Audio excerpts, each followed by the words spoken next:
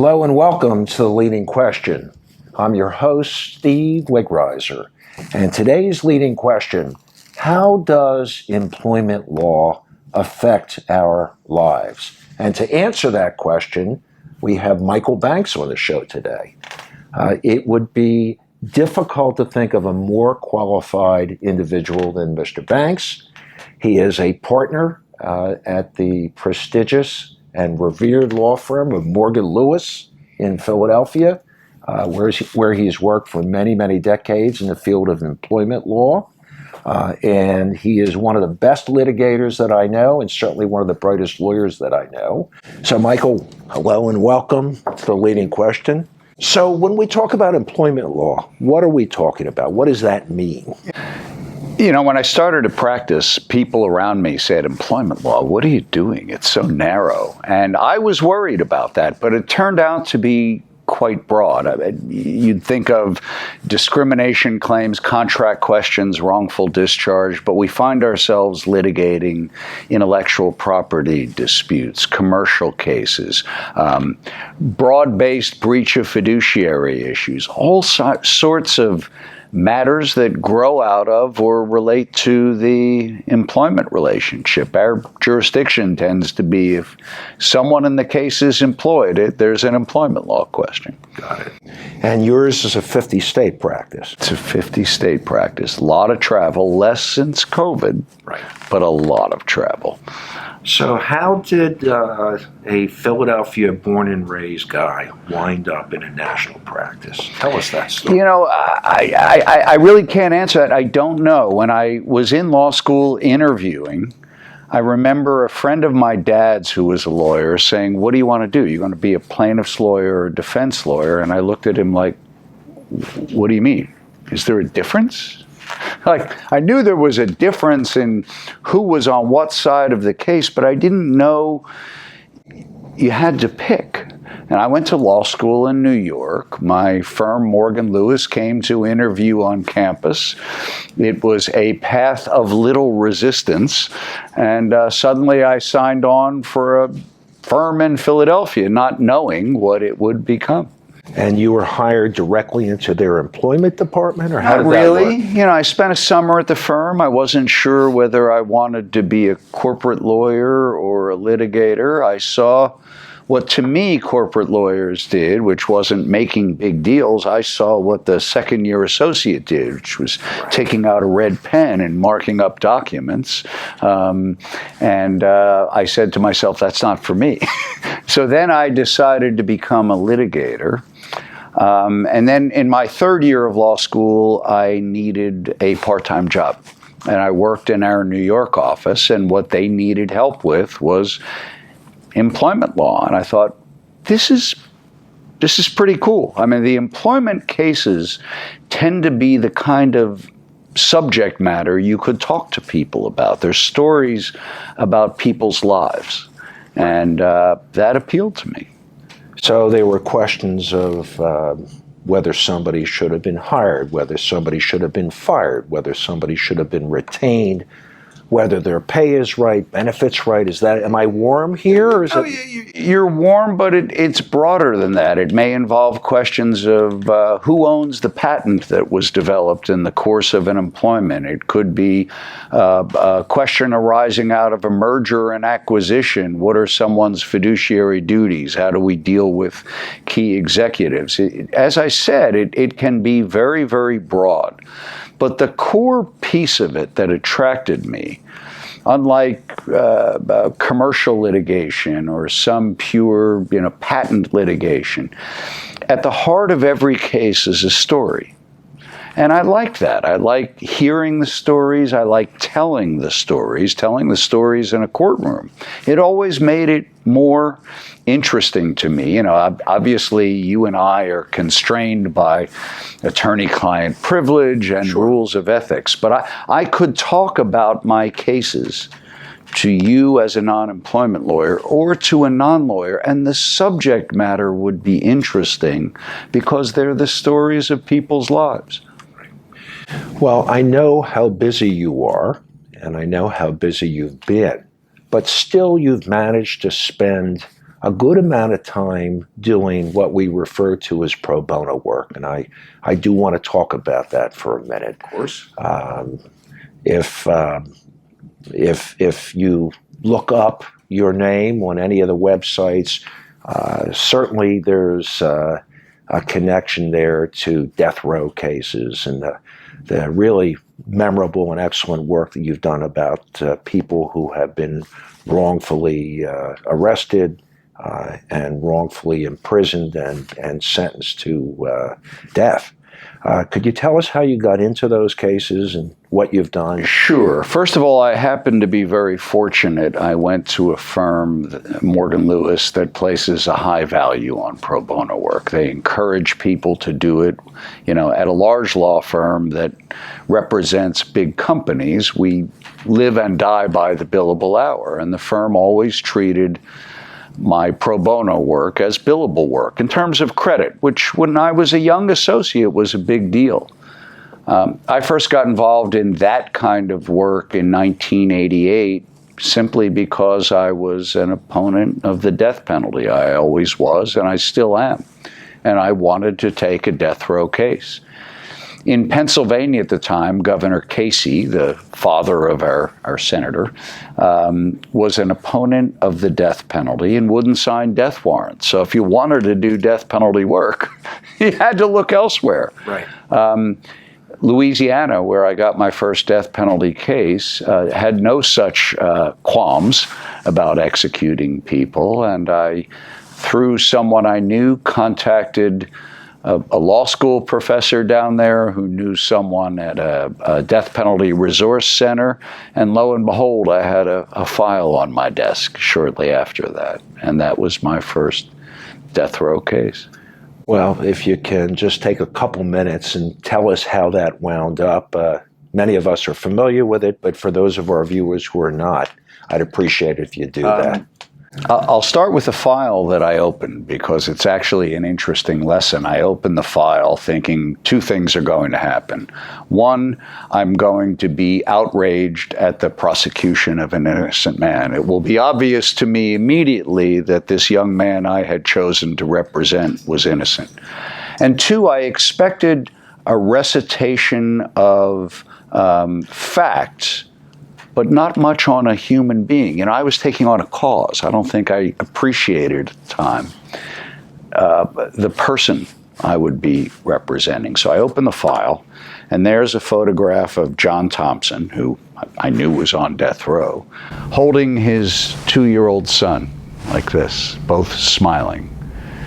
So that was the first piece of recognition that, hey, wait a minute, this isn't about my cause or my pet project. This is about a human being, a son, a father, who was at risk of being executed, who had been found guilty of capital murder and sentenced to death.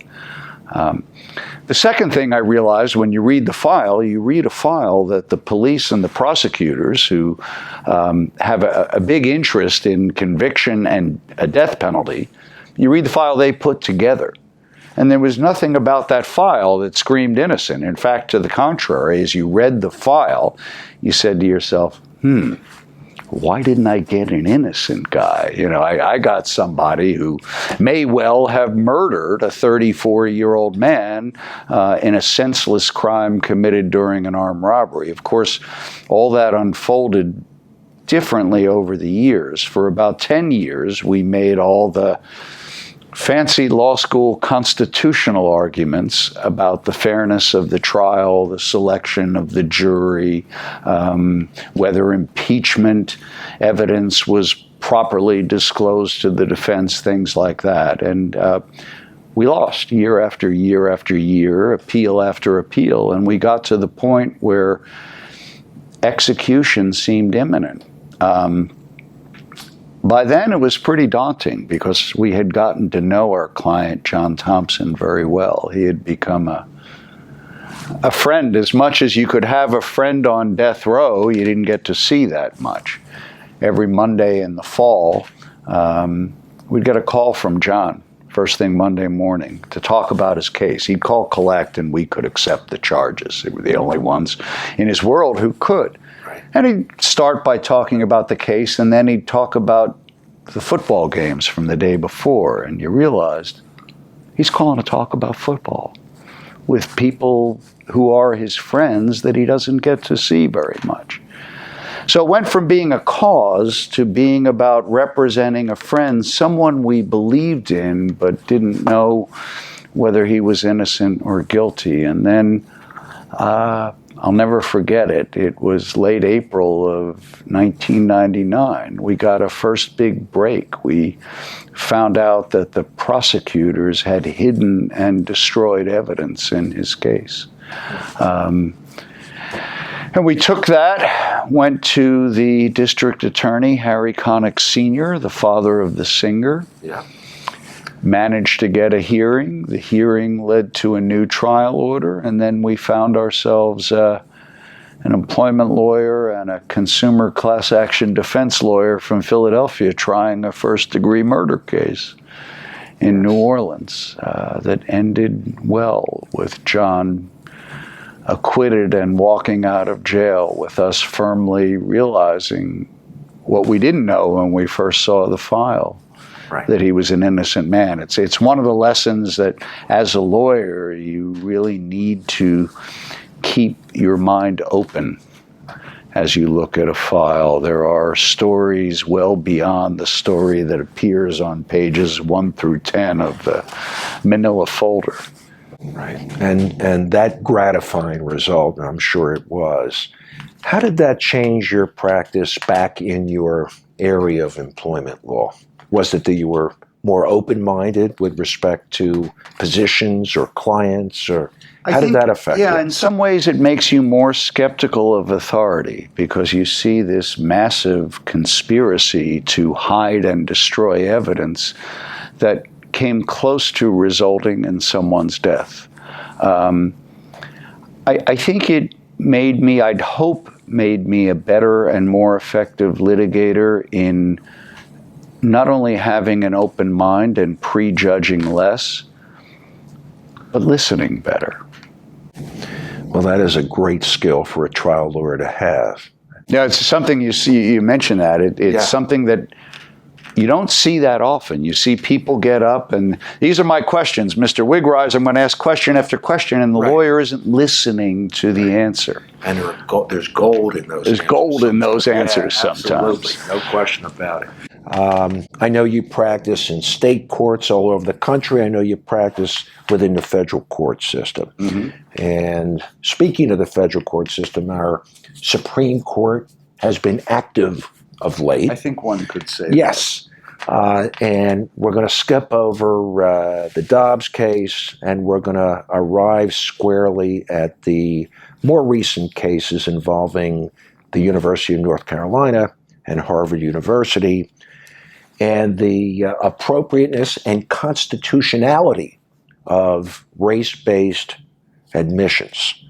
And I know that you counsel universities, and I am wondering how you view these decisions and how that will translate into changes in admissions in universities throughout the country.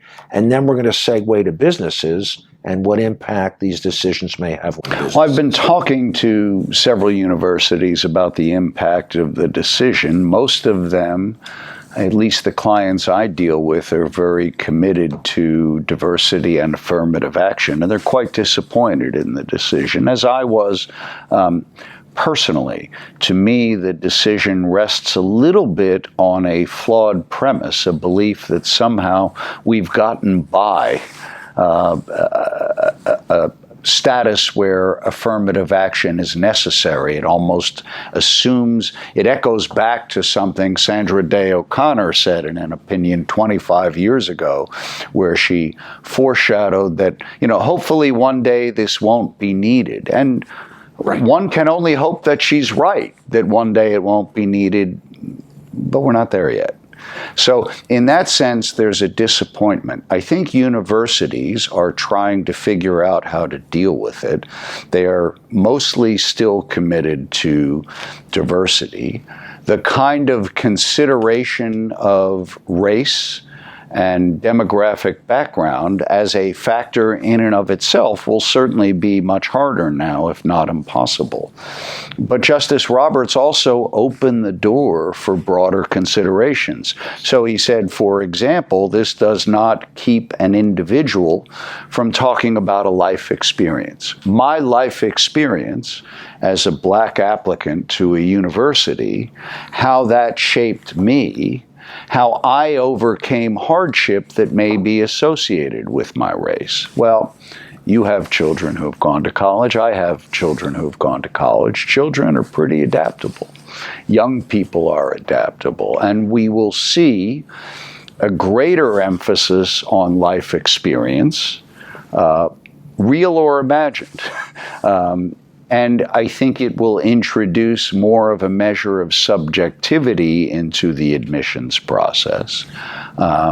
We will not see the elimination of affirmative action, but we will see cutbacks. I think we will see retreat from diversity, especially in the public university context, where there may be less tolerance and appetite for relying on individual narratives as opposed to demographic factors that were thrown into a mix and considered as part of a much broader profile of an applicant. Well, it sounds like that there are other ways to accomplish diversity without specifically hanging your hat upon the one criterion of race. I think there will be some other ways. I think it can be expected that there will be challenges in finding diversity in universities after this decision. There will be some workarounds that remain to be tested, but there will also be peril from that, because when you introduce subjective criteria into decision making on anything, you are also accepting the potential for more pernicious discrimination. Right. So what you're saying is, we want, Mr. Wigriser, not your demographics. We want your subjective narrative, or your narrative about how your demographics affected you, which we can then evaluate subjectively. I think you're opening yourself up to criticism more by the subjectivity rather than the more objective, measurable process. And that's, if there's a segue there, that's what employers are concerned about in the employment context. The Harvard, North Carolina decision itself only applies to race and only applies to university admissions, right, which were described by the court as more of a zero-sum game. And they are.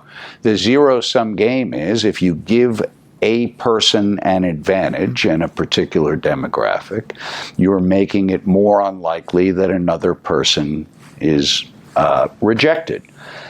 In the employment context, that's less of a factor in day-to-day employment, but still a factor in hiring and promotion. Well, let me ask you a very direct question. If I am a business owner in Philadelphia, and I want to have an employment or employee base that looks like Philadelphia, and I can be specific, 41% African American, 39% Caucasian, 8% Asian, whatever the numbers may be. I believe it's important that our business reflects the population of Philadelphia. Let's say that's my view of the matter.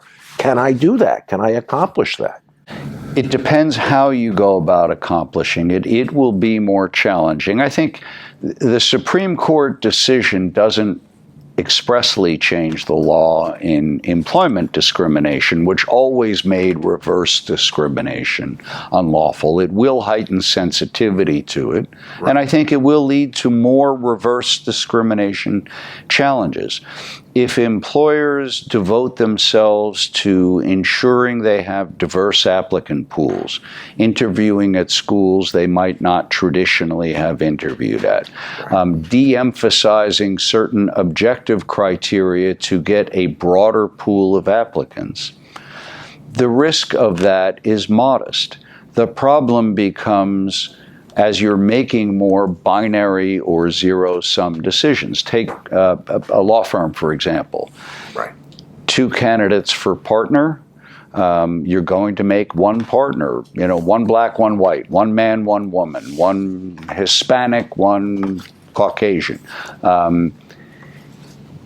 Picking the minority candidate, if it cannot be justified on objective criteria, even though you have an understandable risk in increasing your diversity, will be riskier.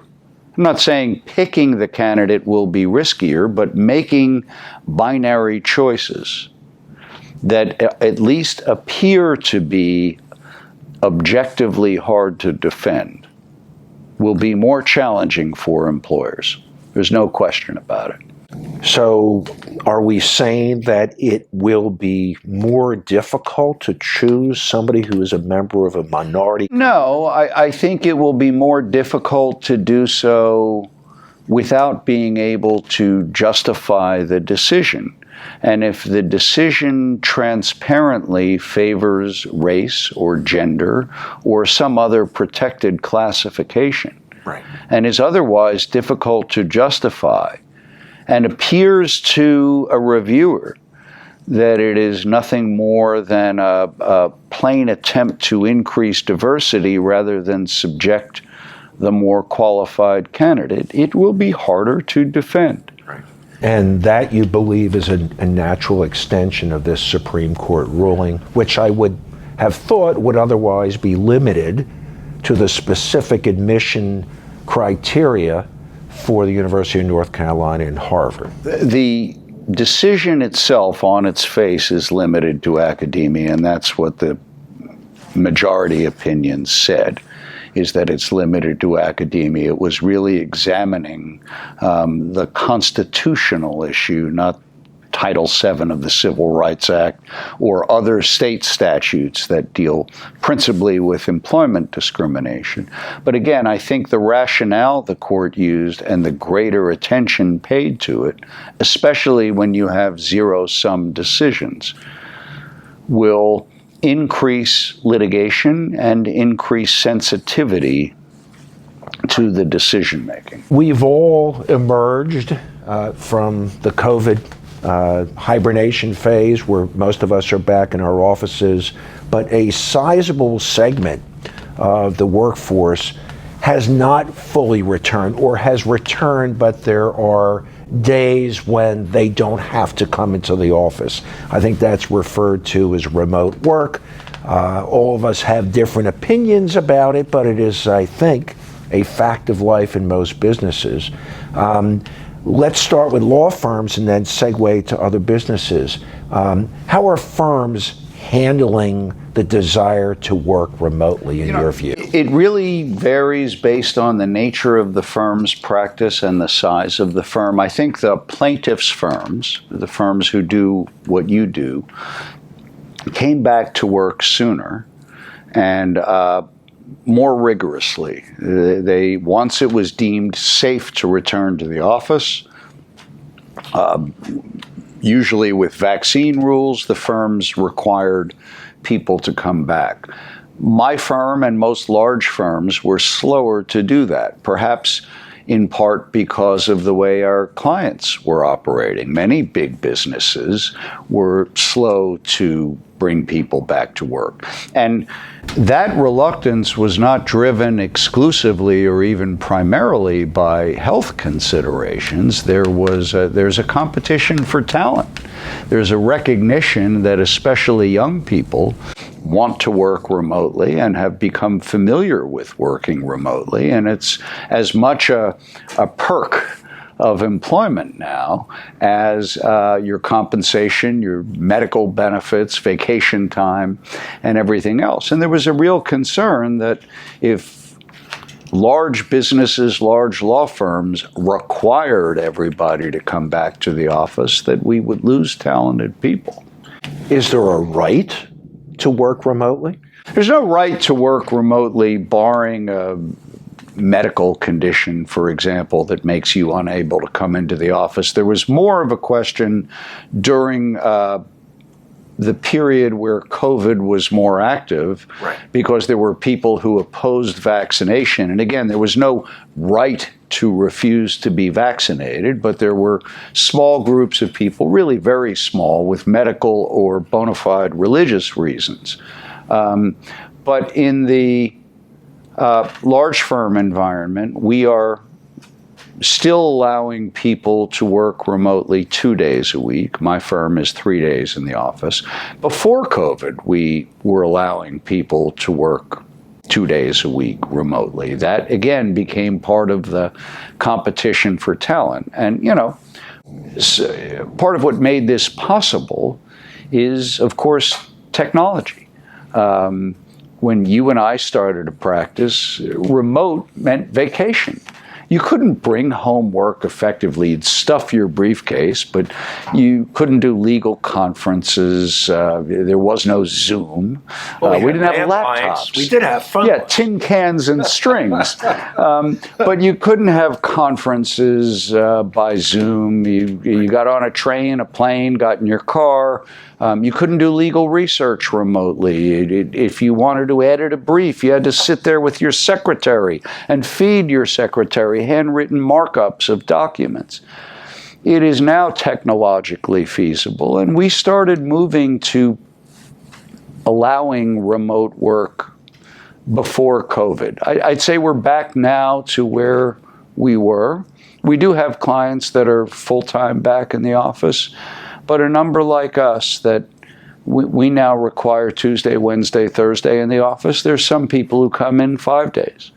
Have we lost something in terms of our ability to work collaboratively, in terms of our ability to mentor younger members of our firms? I'll answer it like a lawyer. Yes and no. I think of the collaboration, and in particular the relationships that I formed as a young lawyer were invaluable on personal and professional levels, and I worry that we'll suffer in that regard. We already suffered to an extent. You know, some of those relationships that I formed were when I came into the offices on a Saturday in jeans and a t-shirt, where I was wearing a suit the rest of the week, and colleagues and I would meet in the library, because that's where young lawyers did their work, in the law library in the office, and we got to know each other.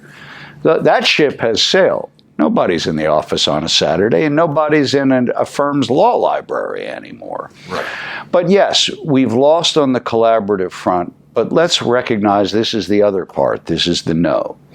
First of all, we don't know our colleagues as well, but we know our children better, because we're spending more time with them. But it's more than that, even on the professional end. There are developmental opportunities that don't exist without remote work. For example, my clients typically pay me by the hour. They don't want me to go to a hearing in California and bring an associate. But if the hearing is by Zoom, and the associate can sit in his or her office and participate remotely, just as I'm doing it remotely, they get to see that. I had a deposition in London on Thursday of last week. I would never ask the client to pay for my associate to go to London, but my associate could participate from Philadelphia, because there were participants in this deposition who joined remotely. So they're seeing some things that they didn't used to see. There's also a productivity bump. As you know from our time in the suburbs, the audience may not know, but we were neighbors in the suburbs, and we spent a lot of time commuting. On days that we don't commute, we're saving an hour and a half of largely dead time that can be productive. We're learning maybe before, whereas your day would shut down because you had to get to your kid's Little League game, now you can take off work, get to the Little League game, and resume work more effectively, if necessary, after Little League game and dinner. So there are corresponding gains. All right, so let's pivot once again. There is a topic that I hear about more and more, and not with respect to lawyers, but with respect to individuals in other fields, and that is the non-competition provision. Friends of mine call me up. They made a business move, they made an employment move, and all of a sudden they're hearing from their former employer that they cannot do this, or they cannot do that, or they can't do what they want to do in a certain geographic area and for a certain period of time. And they are typically quite distressed. By the same token, I am certain that there are employers who invested an awful lot in employees and turn around to find that they've gone to the competition and are doing things that they formerly did for them and are justifiably upset. So can you give us non-comp provisions 101 so that we can understand what they are and how the courts are viewing them? So for many years in states other than California, because California has outlawed employment non-competes for quite some time, it was common for employers, especially in certain areas and especially with employees at certain levels, to adopt agreements that would prohibit competition after the employment relationship ended for a period of time, usually within a specific geographic area. It might prevent an individual from soliciting customers. As you mentioned, this is not something that law firms do because of ethics rules, and the quick story on that is it's not so much that the non-competition is objectionable, it's that it is deemed for lawyers to interfere with a client's ability to hire a lawyer. So therefore, it's considered unethical and unenforceable as a matter of law. But it was a big part of our employment law practice, and one that I think is fading. For a number of reasons. Courts have concluded that non-competes are used more often than, I won't say more often than not, too often to stifle competition, that it's a tool to stifle competition, which hurts consumers, but also tends to suppress wages if that happens. Second, a number of states have been cracking down on it. It used to be just California. New York has all but banned or is about to ban non-compete agreements. There's a new statute in New York that will be prospective only, but that would effectively prevent employers from adopting non-competition agreements. Other states, Wisconsin, Georgia, Massachusetts, have cut back on enforceability, but the most notable is the Federal Trade Commission. The Federal Trade Commission has proposed a nationwide rule that would, if adopted, effectively ban non-competes. They've pushed that off until 2024.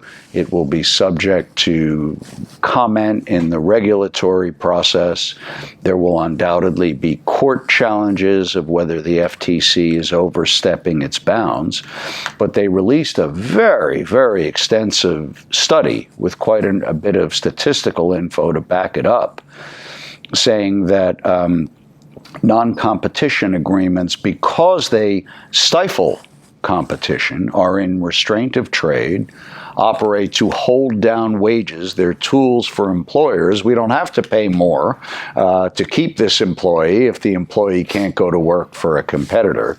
And in the long run, the conclusion is that hurts consumers because it stifles competition. And are there other ways that businesses can protect themselves against employees who would, for example, steal trade secrets and things like that? You know, the more sophisticated the trade secret, in some ways, the easier it is to protect because you can recognize it. You can tell when someone sometimes is misappropriating a trade secret, and there are laws to protect that. There are a few problems with that from the employer wishing to enforce. If you work for a company and you have access to trade secret or highly confidential information and you go to work for a competitor, who knows what goes on behind closed doors at that competitor? So the employee says, I'm not taking anything. I'm not using anything. The new employer says, we're not using anything. But there's what goes on, what is really going on. Second, sometimes there's, what's in your head. Your knowledge about how to build a better mousetrap isn't something you can forget. And going to a competitor is a real risk that you'll use what you know, even if you don't intend to. So there is still legal protection for trade secrets and confidential information, but enforceability is a challenge. And that's what employers advocating for non-compete say. We are effectively without a remedy if someone can go to work for our leading competitor and we can't police what's going on in there. Right. I would be remiss if I didn't get your take on artificial intelligence in the workplace. So I know we're running out of time. Yeah. I got to ask you, and I'm going to give you some context. Recently, one of my children prepared a biography. And I looked at it, and it looked even better written than I would have expected. It was really remarkably well written. So, half kidding, I called up my child, and I said, did you write this? And the admission was pretty quick and coming. No, this was done by chat, whatever it is, GBT, yes. And I got to tell you, it was remarkably well written. And I wondered, as I was thinking about interviewing you, whether you think AI will have an impact in the workplace and how employment law will deal with it. Well, it will certainly, I shouldn't say certainly, I believe it will impact firms like mine and profitability of firms like mine, probably less so yours. And here's why. There was a study done, I think, by Goldman Sachs that predicted in 10 years that large law firms would have a 41% reduction in hours, effectively, in need for attorneys.